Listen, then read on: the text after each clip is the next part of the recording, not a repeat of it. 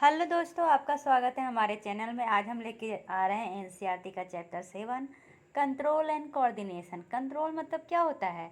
किसी पे नियंत्रण करना। कोऑर्डिनेशन मतलब तालमेल बैठाना। आप नियंत्रण बिना तालमेल बैठाए करेंगे तो क्या वो चलेगा? नहीं। तो कंट्रोल और कोऑर्डिनेशन के बारे में पढ़े हैं।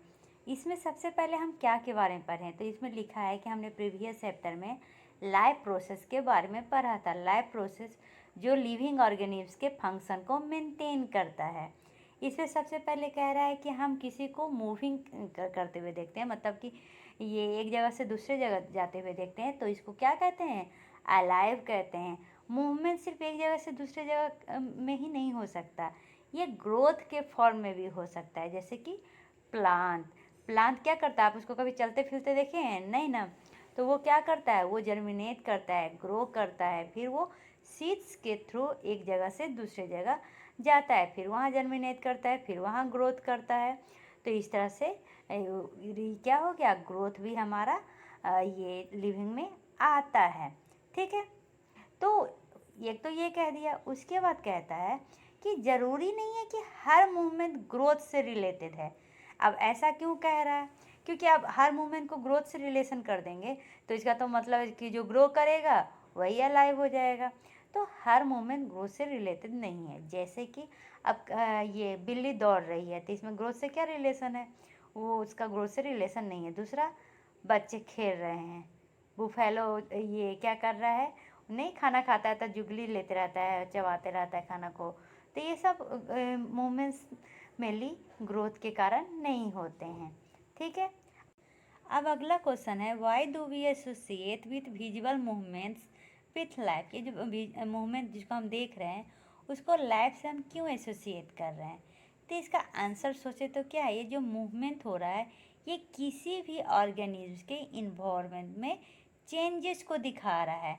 अब ये कैसे? जैसे कि बिल्ली दौड़ रही थी, मे बी उसने चूहा देखा हो सकता है ना। तो ये क्या करता है? किसी के ऑर्गेनिज्म के इन्वायरमेंट में चेंजेज हो रहा है उसको ये दिखाता है। इसलिए मूवमेंट ज़रूरी है लाइफ के लिए, मतलब इसको हम एसोसिएट कर सकते हैं। जैसे कि प्लांट क्या है? ग्रो कर रहा है। कहाँ? सनशाइन में। तो इसका क्या मतलब है? कि ये उसके इन्वायरमेंट को बता रहा है। ठीक है। अब जैसे कि ब्राइट लाइट में क्या होता है? हमारा आँख बंद हो जाता है, हाथ टच करते ही हट जाता है। ये सब क्या है? तो इसको और थोड़ा डीपली जाइए। ठीक है। हम एनसीईआरटी क्या करता है? डीपली सोचवाता है। तो अभी तक हमने क्या पढ़ा था? मूवमेंट होता है जिससे हमें पता चलता है कि हम अलाइव हैं कि अलाइव हैं, जीवित हैं कि निर्जीव हैं। फिर ये मूवमेंट क्या होता है? ऑर्गेनिज्म के इन्वायरमेंट को चेंज करता है। अब आगे क्या कह रहा है? ये जो इन्वायरमेंट में चेंजेस हो रही हैं, क्या इसको कंट्रोल किया जा सकता है? क्या ये कंट्रोलेबल है? It become apparent that all this movement in response to the environment is carefully controlled। हाँ, ये कंट्रोल हम कर सकते हैं। ठीक है। तो इसी के बारे में हम इसके लेसन में पढ़ेंगे कि कैसे हम इसको कंट्रोल मतलब कि नियंत्रण और कोऑर्डिनेशन के थ्रू करते हैं, मतलब तालमेल मिला के करते हैं।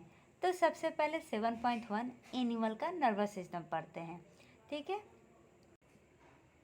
7.1 एनिमल नर्वस सिस्टम के बारे में हम पढ़ेंगे। इसमें सबसे पहले याद रखिए कि नर्वस सिस्टम का स्मॉलेस्ट यूनिट क्या है? वो है हमारा न्यूरॉन्स। तो न्यूरॉन्स को हम कैसे बनाते हैं? तो इसका सिंपल स्ट्रेटजी है, 4 गो सी बना लीजिए। ठीक है। यहाँ पर इस तरह से डेंड्राइट बना लीजिए और यहाँ पे लंबा सा एक्सॉन बना लीजिए। ठीक है। तो इसी तरह बनाया है। ये जो ब्रांच जैसे दिख रहे हैं ये क्या है? डेंड्राइट्स है। और ये जो लंबा सा है वो क्या है? एक्सॉन है। ठीक है। और बीच में यहाँ पर सेल बॉडी होता है और ये न्यूक्लियस है। और यहाँ पे जो लास्ट में है ये हमारा नर्व एंडिंग है। तो ये हमारा न्यूरॉन का क्या है? स्ट्रक्चर है। इसको ज़रूरी ही बनाना सीख लीजिएगा। और बी क्या है? न्यूरोमस्कुलर जंक्शन है। यहाँ पर से हम क्या करते हैं? एक न्यूरॉन से दूसरे न्यूरॉन में क्या करते हैं? मैसेज भेजते हैं। ये सब अभी पढ़ने को मिलेगा, इसको अभी कितना कन्फ्यूजन में नहीं आइए, ठीक है। तो सबसे पहले क्या लिखा हुआ है कि एनिमल में मेनली ये कंट्रोल और कोऑर्डिनेशन प्रोवाइड किया जाता है नर्वस टिश्यू के द्वारा और मस्कुलर टिश्यू के द्वारा, जो हम ऑलरेडी क्लास 9 में पढ़ चुके हैं। अब ये कैसे, तो एक एग्जाम्पल देते हैं। मान लीजिए कि हमारा क्या है, फिंगर है, किसी हॉट चीज़ पे ये टच हो गया है, तब ये क्या होगा, सेंसरी के थ्रू ये हमारे ब्रेन में जाएगा। ब्रेन क्या कहेगा हमारे मसल को, ऑर्डर देगा कि तुम क्या करो, हाथ को हटाओ। तुम हमारा मसल रिलैक्स कॉन्ट्रैक्ट कर करके क्या करेगा, हमारे फिंगर्स को वहाँ से हटा देगा। तो यही एग्जाम्पल दिया है, ठीक है। तो ये क्या करता है, डिटेक्ट करने में हेल्प करता है। क्या कह रहा है, all information from our environment is detected by the specialised tip of some nerve cell. मतलब कि क्या है, जो इतना भी इंफॉर्मेशन हमारे इन्वायरमेंट में है वो डिटेक्ट किया जाता है हमारे नर्व सेल के स्पेशलाइज्ड टिप के द्वारा। ये रिसेप्टर जो है यूजुअली हमारे सेंस ऑर्गन की तरह प्रेजेंट होते हैं, जैसे इनर ईयर में, टंग में, नोज में एंड सो ऑन। तो चलिए कुछ रिसेप्टर का एग्जांपल दिया हुआ है, जैसे कि जो गैस्टेटरी रिसेप्टर है वो टेस्ट का काम करता है, ऑल्फैक्टरी रिसेप्टर क्या है, स्मेल का काम करता है, और थर्मो रिसेप्टर क्या है, टेम्परेचर को देखता है स्किन पे। फोटो रिसेप्टर से हम विजन देखते हैं, वो मेनली आई के थ्रू, ठीक है। तो इतने तरह का मेनली रिसेप्टर हमें पढ़ने को मिलता है। ये जो इन्फॉर्मेशन है ये किसके द्वारा लिया जाता है, तो चलिए एग्जांपल बताती हूँ।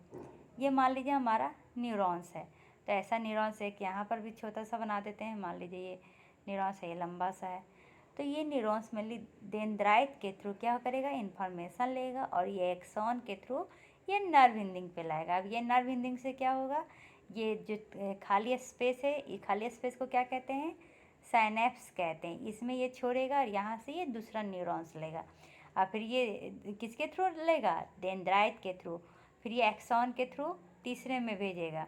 इस तरह से ये मेनली काम करता है। तो क्या है, ये इन्फॉर्मेशन है वो किसके द्वारा किया जाता है, एक्वायर।